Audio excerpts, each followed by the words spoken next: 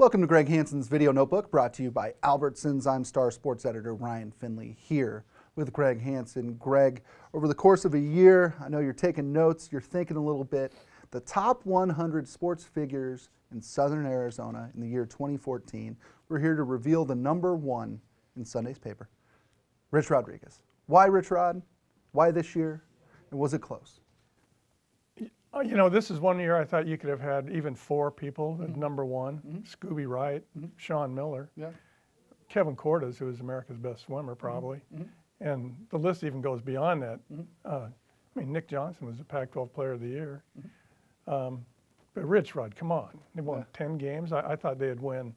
I thought they'd win 6, and they filled the stadium when they needed to at the end of the year. They beat ASU in a classic game. They beat Oregon. I mean, come on, in 3 years, he's come so far. To me, the magic of Rich Rodriguez and what he's been able to do at Arizona isn't necessarily the wins and losses. It's the fact that Arizona is now taken seriously as a football program, which I think under Mike Stoops kind of came and went. You know, people saw his histrionics on the sidelines, saw they would lose some games that they had no business losing, and would kind of fade away. Rich Rod has kept them in the national consciousness kind of from what? The Oregon upset this year on. Right. I mean, they've been ranked pretty much the whole time. They've been knocking at the door of a big game, and then, you know, they make it to the Fiesta Bowl. You know, and what you're talking leads into Greg Byrne. Why wasn't he number one? He could be number one. No one would say, wow, bad choice. Right. But he was smart enough to hire Rich Rod. Of course, there was a loophole to get Rich Rod, but he was the first guy smart enough to find that loophole. So it all fits together. The credibility of the whole program and the whole city is now boosted because Rich Rod had a name. Right, and it's funny because you look at, this is maybe not an apt comparison, but you know, when Arizona hired Lute Olson, he brought them sort of immediate legitimacy in their sport. And then the wins kind of came eventually.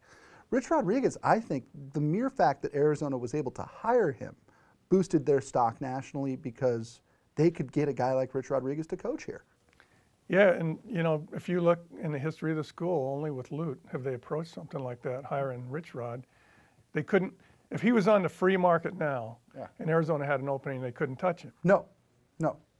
He'd be at Texas. The timing worked out, and the timing worked out with Lute Olson too. So sometimes, I mean, in a 30-year span, they got very lucky twice. Greg, you know or have talked to or have met every UA head football coach here in the last God knows how long. Personality-wise and impact-wise, who does he remind you of the most?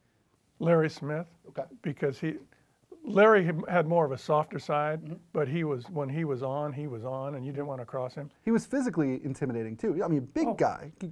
I saw him jogging around McKell Center all the time, or on the streets around McKell Center. He was like a tight end.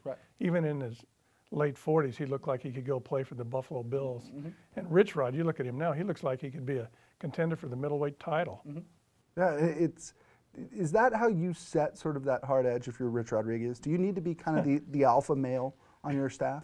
That's a good way to put it. Do you think Lou Holtz could have that hard edge stuff? No way, because Rich Rod walks the walk. Yeah, he does. And this is, to me, the most impressive part of Rich Rod's run here is that he's been able to do it without sort of a bold name guy. You know, Kadeem Carey was already here when he got here and was pretty good. But, you know, you take Kadeem Carey out, and suddenly Nick Wilson's the guy doing it. You lose Matt Scott, and B.J. Denker is winning you, 8 games. To me, this is proof that his system works. And I think everyone who follows U of A football thinks the future is very, very good now. Odds that he is still here in 5 years, Greg Hansen? I say he will be. Okay. If he is still here in 5 years, Greg Hansen just promised off camera that he will be your 2020 Greg Hansen, #1 Southern Arizona sports figure, just for longevity at that point. And that's when he'll get his $6 million bonus, and I think I'll get my $1 million bonus. And you will both ride off into the sunset. Well, that'll do it for this episode of Greg Hansen's Video Notebook, brought to you by Albertsons. For Greg Hansen, I'm Ryan Finley. We'll see you next time.